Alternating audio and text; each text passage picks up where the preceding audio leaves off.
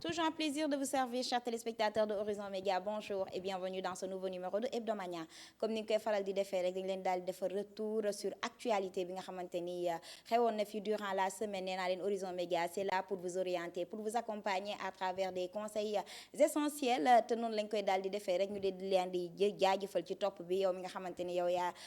bees nee naa la ci chaîne boobu nga daal di abonné wu daal di activer cloche notification bu ko defee li nga xamante ni mooy suñu programme dara du la ci daal di rëccati. Viviane, bonjour. Bonjour à toi Fatou, toujours heureuse de partager le plateau avec toi. Et bonjour aussi à toi Astou. Bonjour à vous chers téléspectateurs qui nous suivent. Bonjour Astou. Bonjour Fatou. Vous allez bien? Je vais bien, merci. Et vous? Ça va? Super. Di nuyuwaale Viviane mi toog. J'espère en tout cas que la semaine a été vraiment riche. Oui, oui, de richesse. oui. Comme d'habitude, di nuyuwaale suñu téléspectateurs yi. Merci beaucoup, c'est toujours un plaisir. C'est toujours un plaisir Astou comme ni nga ko waxee loolu li nga xamante ni mooy hebdomadaire nag tey dañ koy daal di tàmbalee ak jigéen bu jàmbaar jigéen bi nga xamante ni jàppul ne métier maanaam lii dafa góor moo ko war a def jigéen moo ko dara def déedéet lépp intelligence moo koy def lépp nee naa la détermination ak engagement moo koy def ba tax mu daal di lancé wu ci métier boobu nga xamante ni mooy coordonneur yi nga xamante ni d'habitude góor ñi lañ daan gis ñu koy gën di def ñu koy wax uude bu jigéen muy madame Anna donc bu élément am yembee rek régie daal ñu koy may ñu daal dellu si waat ci plateau bi. defaral te fii lañ koy jëndee defaral la ko. C'est très important d'où l'importance même du Made in Sénégal. te foog naa ne yow tey ci li ngay yëngu nii ça s'inscrit directement dans ce mouvance là dans cette mouvance plutôt. Oui bien sûr parce que les gens ont tendance à dire que bu ñu gisee nga defar par exemple sac boo xam ne dafa ànd ak pagne tissé wala wax wala daal moom rek lañ jàpp ne que loolu mooy Made in Sénégal alors que mun nga defar loo xamante ne c'est totalement moderne. loo xamante ne feneen nga koy gisee danga koy xool mais doo yaakaar ne mukk fii lañ ko defaree Sénégal bëri na fi c'est juste que fu mu ne nii sax ñu ngi commencé di yeewu au début yu bëri ñu ngi ko doon defaree biir Sénégal mais dalay jaral nga dem jënd étiquette boo xamante ne Made in Italy lañ ci bind def ko si parce que xam nga ne Sénégalais suñu gisee loolu la ñuy jënd te par contre fii lañ ko defaree clients yi suñu ñëwee di jënd ñoom duñu xam dañuy rejeter yi nga xamante ne moom lañ defaree Sénégal alors que ñu ngi consommer loo xamante ne Sénégal lañ ko defaree parce que étiquette bi rek la ñuy changer. Alors c'est quoi le problème lan moo tax sénégalais tey bëgguñu loo xam ne defaruñu ko seen dëkk tout en sachant que les artisans les cordonniers sont en train de faire de gros efforts pour li xam ne am nañ ko extérieur ñu mën ko am fii su ko defee duñu mën a denk di importer tout le temps di mën a jënd fii. En gros si ñun la cordonnier yeeg maroquinier yi ak ñëpp ñoo xamante ne ci local la ñuy liggéey. parce que dañoo desee dëggu en fait gis nga nit boo fonkee sa liggéey. suñ la joxee liggéey da nga lépp nga ci war da nga ko war a jox akkam. Effectivement. nga defar loo xamante ne nit ki bu dellu see bu kerogee dina dellu si waat bu ko jotee tamit dina ci kontaan. ñun nag loolu moom mooy suñu problème parce que des fois da ngay daje koo xam ne par exemple jënd na dara ñëw yëkkati ñëw indil la ne la xoolal ma ndax lii cuir la parce que dina xam ne nit ki daf ko nax daf koy naan li cuir laa la jaay ko prix bu cher alors que du cuir genre yu mel noonu day tax nit ñi dañuy perdre confiance au fait c'est pas parce que ñu bari tamit dañuy jënd ay accessoires yoo xamante ne ñu ngi koy jëndee en Europe par exemple dafa cher foofu mais dañuy jàpp ne que cuir la ñu yore fekk sax liñ jënd du cuir mais finition bi mooy normal ba de telle sorte que nit ki loo ko wax ci prix dina ko jaral en fait ñun loolu moo ñu manqué mu ngi changé nag mais xam nga rek du ñàkk suñu biir dina am ñoo xamante ne dañoo desee dëggu mais loolu kese moom moo tax sénégalais yi di kii mais bon et autre chose aussi parce que dafa cher suñu matière première dafa cher trop moo tax tey jii boo gisee ku la defaral lu normal tout en cuir muy sac muy daal prix bi dafay cher par rapport ak li nga xamante ne moom lañ lay indil yu jóge Turquie wala ñu indil la ko mu jóge États-Unis wala France dafay cher. D'accord. Donc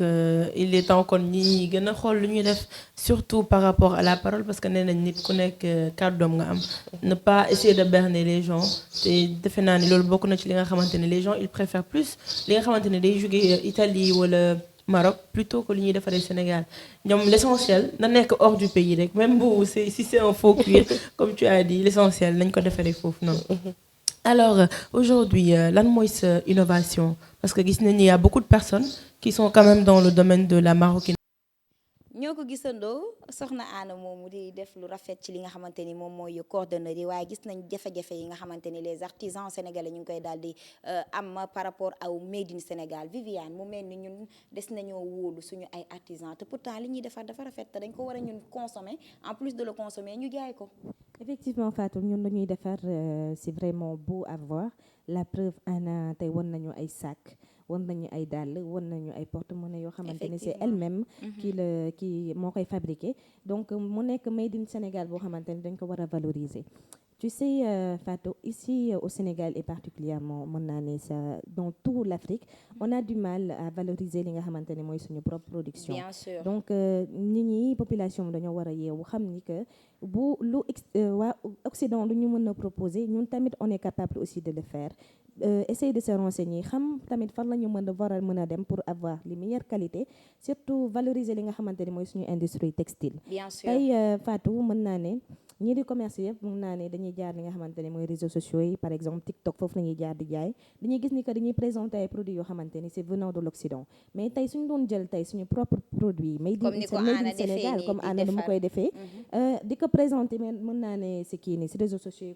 comme par exemple le TikTok, c'est aussi une façon de montrer que nous aussi lu ñuy fabriquer on a confiance en nos propres produits, on est capable d'utiliser notre propre fabrique. Voilà. Bien sûr, donc en plus de tout loolu tamit ñu leen di jàppale di dem di jënd ci seen marchandise yi ndax jënd bi ñuy jënd moo leen di mën a permettre tey ñu mën a amaat relais dem investiraat defaraat di yokk seen production. te en même temps benn encouragement lañ la ñu jox. parce que tey nit ki tey muy produire nit ñi di ñëw di jënd da koy gën a encourager da koy gën a jox force de beaucoup plus produire da koy jox confiance en fait pour day xam ne que man en fait je travaille pour mon pays. tey kooku lu muy def noonu yemul kese si valoriser li nga xamante ne mooy made in Sénégal mais mu ngi participer li nga xamante ne mooy développement économique bien de ce sûr pays. te bu ñu ko jàppalee di ñëw di jënd mun na dem tamit ba production am yokk mu dem ba nekk un relais d'employabilité. Voilà. Pourquoi pas mu dem ba nekk benn entreprise boo xamante ni daf ciy daal di recruter ay yeneeni jeunes ñu daal di fa liggéey. et comme ça même mën naa ne dina diminuer taux de chômage fi nga xamante ne mooy Sénégal. Bien sûr Astou ñu gis audace à travers cette dame, une audace boo xamante ni macha allah c'est à féliciter parce que comme ni nga koy waxee rek uude dañ doon faral di ko gis mu nekk métier góor moom mu dem ba dugg ci donc day wane ne góor baax na jigéen baax na. Effectivement Fatou, déjà di rafetlu bu baax moom métier bi nga xamante ne moom lay def sans oublier tur bi mu jox li muy def uude bu jigéen rek. parce que tey jii nii bëri na c'est ñi nga xamante ne dañuy def ay métiers ñu jàpp ne les métiers ne sont dédiés qu'aux hommes, qu'aux garçons, mais moom dafa ñëw ne uude bu jigéen moom tamit mën na def li nga xamante ne góor yi dañ koy def. muy lan wàllum coordonnerie boobu noonu mu ciy wane boppam nag ba pare ñu war leen jàppale tamit parce que ñun fii nii dañoo am benn mentalité boo xamante ne jàpp nañ ne lu jógewul bitim réew rek du lu baax. faudrait que ñu may chance ñi nga xamante ne ñooy defar seen articles yi fii nii. les fabricateurs locaux. effectivement ñu promouvoir li nga xamante ne moom la ñuy def Fatou parfois da ngay jënd ci ñi nga xamante ne ñooy nekk ci local bi sax mais soo ñëwee teg ko nga ne man de lii Sénégal laa ko jëndee nit ñi mën nañ la bañ a gëm. tellement affaire bi day rafet ba pare teg ci dëgër mooy gën a dëgër sax parfois li nga xamante ne moom la ñuy jëlee bitim réew donc c'est vraiment une chose, un métier à féliciter ñu koy encourager bu baax ci loolu noonu. ñu di ko encourager bu baax góor baax na jigéen baax na te vraiment moom soxna Anna moom mi ngi koy daal di wane demoon nañ nag ci électromécanique. ndax comme ni nga koy waxee rek ñun jigéen ñi dañuy seetaan jeunes yi dañuy seetaan jigéen ñooñu dañuy jàppale seen i doom ci seen carrière d'études tey ñu demoon dugg ci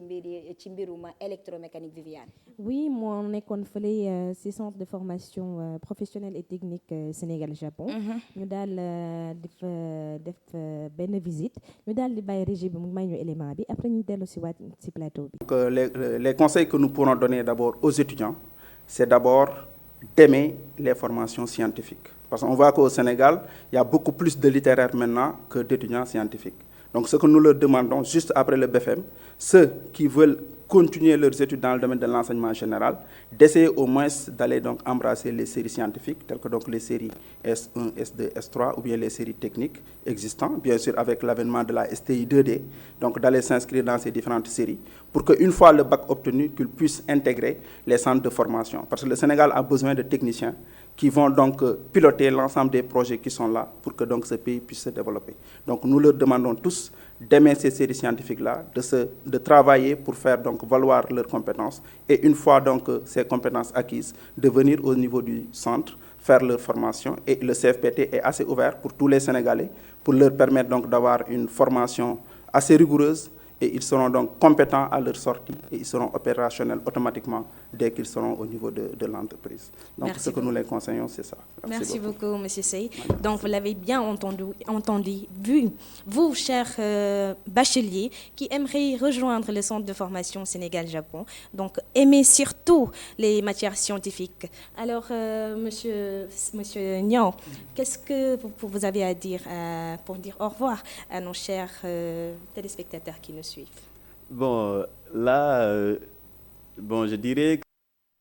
merci à la régie pour cet élément Viviane yaakaar naa ni sax élément bi ñu jox mooy conseil bi nga xamante ni amoon na ci sa biir émission bi nee naa leen mën ngeen dem ngeen toppaat lien bi daal di seetaan intégralité émission bi nga xamante ni comme ni nga ko waxee demoon nañ biir Sénégal Japon donc mi ngi ci élément mais moom mi ngi ñëw ci côté conseil bi te comme ni ñu koy faral di defee suñu ay cible dañuy xaar trop ci côté conseil joxe na ay conseils yu am importance ci côté li nga xamante ni mooy électromécanique moom professeur bi ak étudiant bi nga xamante ni ci la def carrière. Voilà, Fatou, maa ngi dalaloon ci plateau bi monsieur Sey que je salue aussi au passage avec monsieur Niang ñoom nag mën naa ne ils avaient bien participé joxe ay explications yu leer ci nga xamante ne mooy filière électromécanique détaillé ko wax avantage yi nekk ci ginnaaw tamit accompagnement bi am pour les étudiants ñoom nag ñu doon joxe ay conseils yu am solo lool pour étudiants yi nga xamante ni dañoo bëgg a rejoindre li nga xamante ne mooy école professionnelle et technique Sénégal-Japon mais tamit yemuñu pour ñooñu kese parce que ils sont allés beaucoup plus loin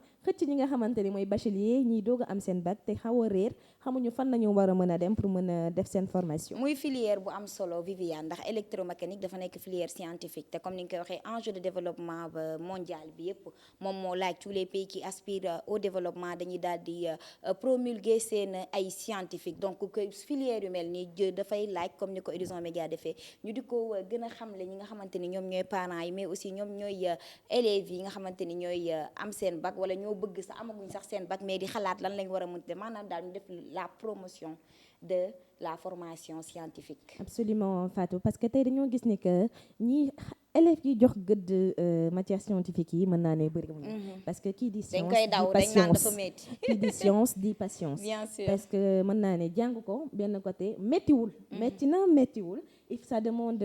beaucoup de patience beaucoup de concentration donc lii le fait que ñoom ñu ñëw ci plateau bi wax ci li nga xamante ne mooy électromécanique filière boobu noonu c'est juste encourager élèves yi nga xamante ni peut-être ñoom am nañ envie def ko mais peut-être xamuñu fan lañu war a jaar donc expliquer neen à travers l'émission que il faut d'abord que ñoom ñu bëgg matière scientifique parce que ku ko deful doo ko mën tey expliquer neen wax neen lu am solo que tey si Sénégal su mënee avancer mën naa ne benn côté c'est avec les scientifiques bien sûr donc la science elle est très importante bien donc sûr war a jox gëdd fi nga xamante ni mooy Sénégal pour mën a participer au développement tey nekkul développement benn côté kese mais développement de tous les côtés bien sûr développement moo laaj tey am ay scientifique donc conseil la pour aujourd'hui les étudiants, les élèves et tout, de se concentrer sur les matières scientifiques parce que le Sénégal en a besoin. Astou, la science autant pour moi tey jii dafa am solo ci développement ku nekk xam na ko donc filière yooyu war nañ ci gën a mën a bàyyi xel. Fatou comme ni nga ko waxee la science tey jii dafa am solo ci développement moo tax sax gouvernement sénégalais loolu la comprendre raison pour laquelle le ministère de l'éducation nationale en 2011 il a mis en elle plutôt non le ministère il a mis en place li nga xamante ne mooy concours Miss Math Miss Science pour juste encourager les filles surtout ñu dem ci filière scientifique yi. parce que jigéen ñi tamit ay jàmbaar lañ ci classe yi. effectivement ñu ngi wane seen bopp foofu te électromécanique bi tamit wane na ko parce que Sénégal Japon foofu noonu seen classe yi da ngay gis xale góor yi ñu ngi foofu noonu di liggéey di def filière bi nga xamante ne mooy électromécanique mais tamit jigéen ñi yaa ngi foofu. bàyyiwuñ ko góor ñi daal demuñ mu des te voilà mu ngi noonu mooy science bi nga xamante ne ça permet à son pays d'avoir de pouvoir se développer au fait. C'est ça donc muy filière bu am solo filière boo xamante ne on l'entend pas souvent mais Sénégal Japon moom macha allah muy def filière boobu noonu ba pare gis nañ tamit am na matériel yi pour filière boobu bien sûr jàppale mooy élèves yi. accompagnement bi parce que tamit la science a besoin de pratique. donc ci Exactement. établissement yi dafay laaj aussi ñu dotee leen de matériaux scientifiques nga xamante ni dinañ mën a def seeni ay expérience aussi. Exactement. effectivement lu am solo la Astou vraiment merci donc amoon nañ fi tamit waxtaan bu am solo ci réseaux sociaux yi ndax gis nañ ne vraiment dafa laajaat daal benn sang ndax ni koy jeunesse bi di jëlee peut-être nekkul li nga xamante ni moom lañ ko waroon jëlee dañu jàpp ne daal lépp loo xamante ni gis nañ ko fa dañ ko war a consommer wala lépp loo xamante ni am nga ko da nga ko war a ñëw rek balancer ko ci réseaux sociaux yi utilisation réseaux sociaux dafa laaj ñu campé wu donc loolu amaloon nañ ci émission bu am solo ñu daal di indil leen conseils yi nga xamante ni jeunes yi daal dinañ ko joxe à travers le canal de Horizon Média. am conseil bu ma leen di jox nañu xam lan ngeen di suivre ci réseaux sociaux yi. de fekkee da ngay dugg ci réseaux sociaux yi pour xool ay contenu sportif wala pour xool ay contenu de beauté wala contenu yoo xamante ni c'est lié à la musique ou aux arts ou autre xoolal contenu yooyu mais contenu yoo xam ne daf lay tardé wala nekk ci réseaux yi topp jigéen ñi bari na fi mënoo leen jeex mënoo nekk ci réseaux sociaux yëpp jigéen bu jug ak postam nga tegem ko naan ko neex. Absolument. donc nañu xoolaat suñu bopp ci réseaux sociaux yi xoolaat ñun ñi nga xamante ni ñooñu créer ay contenu lan la ñuy dugal. xool loo xamante ni mën na jëriñ nit yi. te bañ a doon loo xamante ni day perteloo nit yi seen temps. di la remercier waale ci invitation bi doon am mbégte lool bokk plateau bi ak sama naataango yi surtout Fat Bintou ça a été très intéressant ak Ibrahima aussi. ça a été un réel plaisir. merci beaucoup Fat Bintou à toi te yan conseil ngay jox jeunes yooyu la nga tàggatoo waale fa. d'accord Christine d'abord dama leen di wax ngeen gëm seen bopp. te ngeen xam ne carrément lépp lu nekk ci réseau yi du dëgg. bon des fois am na benn partie boo xam ne carrément dëgg la te dina la apporter quelque chose comme ni ko Ibrahima waxee réseaux sociaux yi boo demee ba ci dugg. xoolal lan moo leen njëriñ nga jublu si loolu par exemple man bu ma siy dugg dama ñëw xool ni carrément jaay bi dafiy jaax te dafay dox ma jël samay produit du ko fa dugg te maa ngi si gis sama bopp. mais mis à part ça doguma la sax même sans ça il y a l'auto-formation aujourd'hui faire des recherches sur domaine bi nga nekk je pense que c'est plus intéressant quand même nga nekk di def yoo xamante ni c'est pas utile. voilà Christine en plus pour protection des données am na fi ONG yoo xam ne dañu leen di former gratuit comme ay plan international permettre leen ngeen protéger seen i données xam carrément si lan ngeen war a def parce que le plan international ñoom ils sont là pour les enfants donc lépp lu jëm sa affaire xale ñoom dañ siy jublu te xale bu dara dalee xale sax boo jubloo si ñoom di nga am ay solution donc vous les jeunes man xale lay waxal gën leen a xam si lu ngeen di dugg te ngeen xam ne réseaux sociaux yi dara du si dëgg une fois de plus dara du si dëgg gëm leen seen bopp ay confiance en vous. donc faut pas que ngeen di gis kii rafet na wala kii ñaaw na ngeen bëgg a mel ni moom non loolu yëpp ay futilité la. et aussi Christine maa ngi lay jaajëfal bu baax a baax ñi nga xam ne aussi ñoo ngi seetaan fii ci Horizon Média maa ngi leen di remercier kontaan nañ ci li ma fi teewoon tey merci maa ngi jégalu aussi bu fekkee wax naa li nga xam ne waruma ko wax man damaa teppeeral maa ngi jégalu. merci beaucoup Fatou alors à toi aussi vraiment yan dernier conseil nga am pour ces jeunes. alors man tout ce que pour résumer je pense que aux réseaux sociaux dafa am ñaari facettes dafa am lu baax am lu bon. effectivement maintenant avantage inconvénient. dafa am avantage am inconvénient donc c'est aux jeunes c'est à vous de prendre vos responsabilités xam lan moo baax ak lan moo bon lu baax ngeen jël ko mu jëriñ leen Fat Bintou ngi nii elle a une parfaite exemple moom day jaay ci réseaux sociaux yi et ça lui apporte de l'argent utiliser na réseaux sociaux yi moom mënoo ko wax réseau social mënul bon ci yow parce que à partir de loolu ngay liggéeyee. man ma copine elle vend des produits à travers ces réseaux moom loolu tamit exemple la. donc am na lu baax mënuñu ko dindi. mais tamit am na lu bon te lu bon li sax amaana moo ci ëpp. donc c'est à nous de. mi ngi noonu jeunes yi daal dinañu génne woon seen ay conseils jox ko seen moroomu jeunes yi jëm ci li nga xamante ni mooy utilisation réseaux sociaux comme ni ñu koy faral di waxee rek nit lépp loo xamante ni nee naa la dañ ci nekk dañ ci war a dem d'une manière modérée mën nga utiliser réseaux sociaux bi tey pour d'autres activités jaay ci jàng ci sax découvrir ci de toutes nouvelles choses waaye waroo topp côté bi nga xamante ni loo gis rek daal di ko consommer ni mu ñëwee da nga war a segg xool li ci baax xool li ci bon nga jël li ci baax daal di ko utiliser Viviane muy lu am solo ndaw ñi joxe ko ci wàllum réseaux sociaux yi tey jii boo amoon conseil booy dolliwaat rek par rapport à cette utilisation de réseaux sociaux nan lay doon. Bon Fatou man damay rejoindre juste lu Fa Bintou wax parce que dafa joxe conseil yu am solo. moom tey c'est même un exemple parce que mën naa ne moom elle utilise réseaux sociaux yi pour jaay. bien sûr aussi jaay ay marchandises am. tey nee na mu ngi siy gis boppam. bu baax donc il y a plusieurs façons d'utiliser les réseaux sociaux mais de façon positive donc jeunes yi man je les appelle juste à ce que ñuy jël royukaay ces genres de jeunes. pour que ñu mën a utiliser à de bonnes fins les réseaux sociaux. Voilà. Utiliser à de bonnes fins les réseaux sociaux astu daal di ci nekk rek te du la gaañ n'est-ce pas. muy loolu Fatou parce que réseaux sociaux yi mën nañu wax ne benn sorte de mbedd la rek. ku ñëw da ngay dugal wala di génnee mais tamit nañuy bàyyi xel bu baax di dugal yenn contenu yi di ko supprimer jàpp ne jeex na complètement ba tey mu ngi des foofu noonu nit yow yaa ko gisul rek ak ñeneen ñi mais ba tey serveur bi moom jël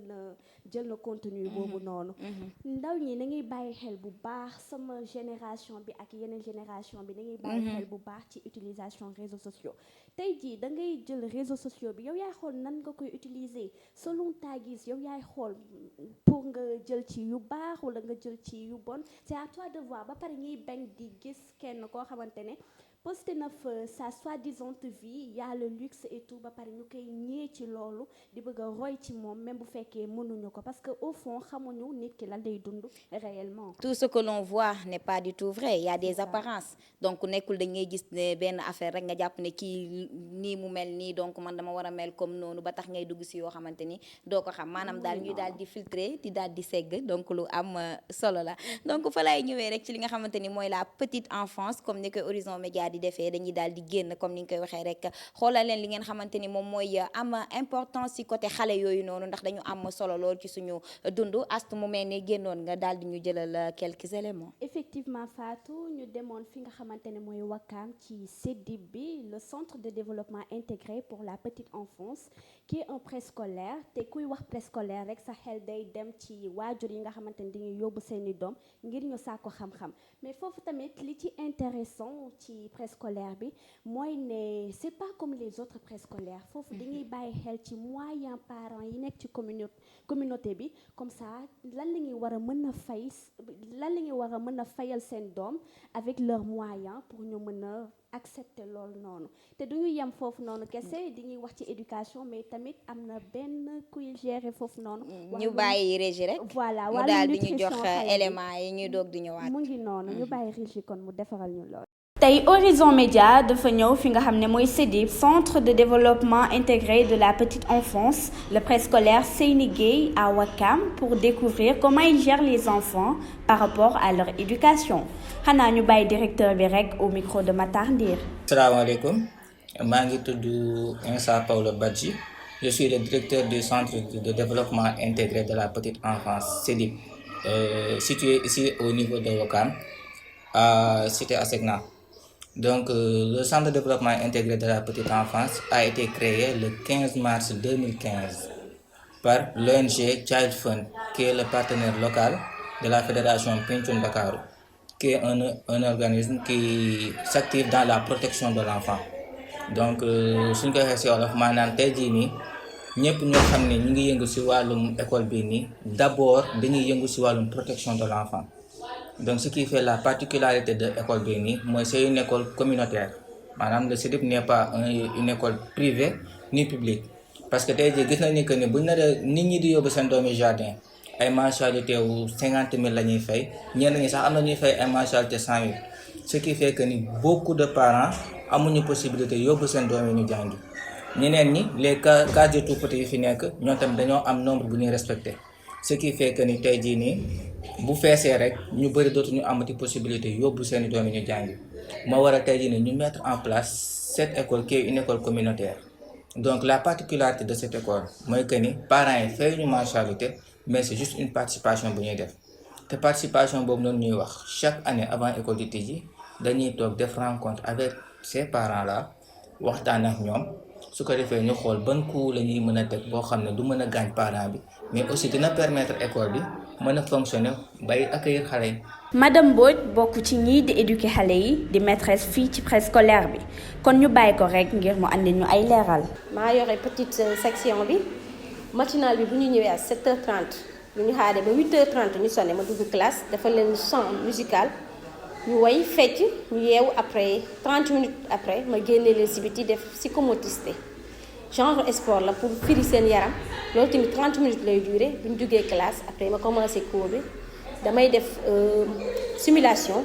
logico perceptivo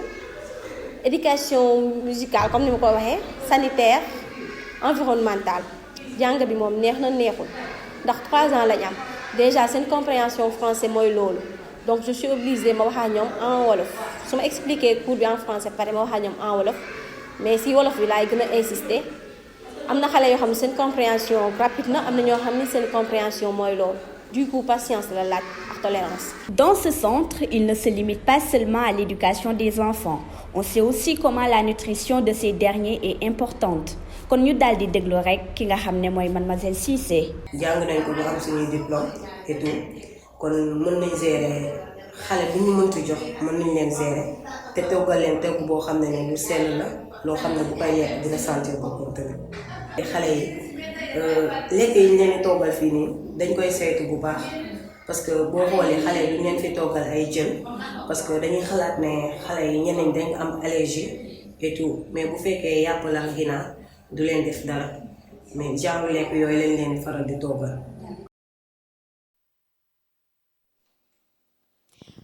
merci à la régie pour cet élément important comme ni nga ko defee rek dañu daal di génn dem ci li nga xamante ni moom mooy école boobu astu ñu gis vraiment directeur bi di wax lu am solo muy que ni ce n'est pas une école privée c'est pas aussi une école publique mais école communautaire la bi nga xamante ni na permettre la communauté ak loo mënti am rek nga ñëw indi fi sa doom participer loolu lu am solo la. effectivement Fatou directeur bi comme ni mu ko waxee rek ci communauté bi parents yi chaque fois chaque année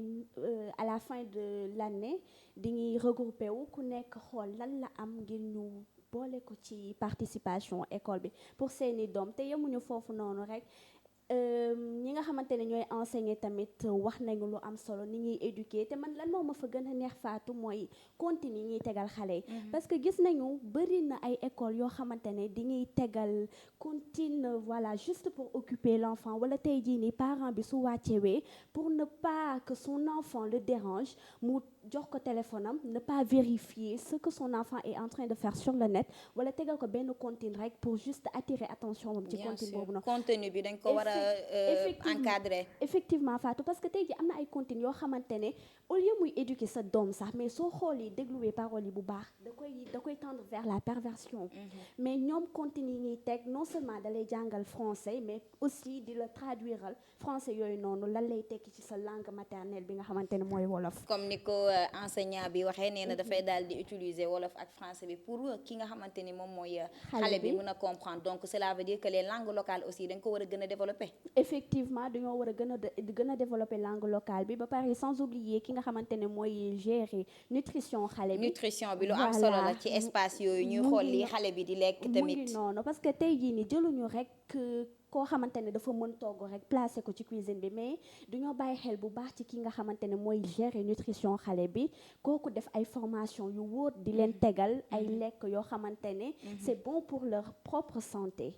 kon ñu koy rafetlu bu baax vraiment lu am solo tey Viviane li gën a neex tey mooy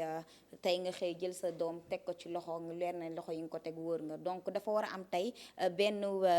rapport entre ñi nga xamante ni moom moo lay teel sa doom toute la journée ak yow parent bi donc parents yi waruñ di sànni waruñ di yóbbu seen doom rek ci école bi di fayam waaye war nañ am un rapport permanent avec l'école nga xamante ni nag mën a permettre ñu xam seen doom ci lu ñu yendu. Effectivement, Fatou, moi-même étant maman, maintenant,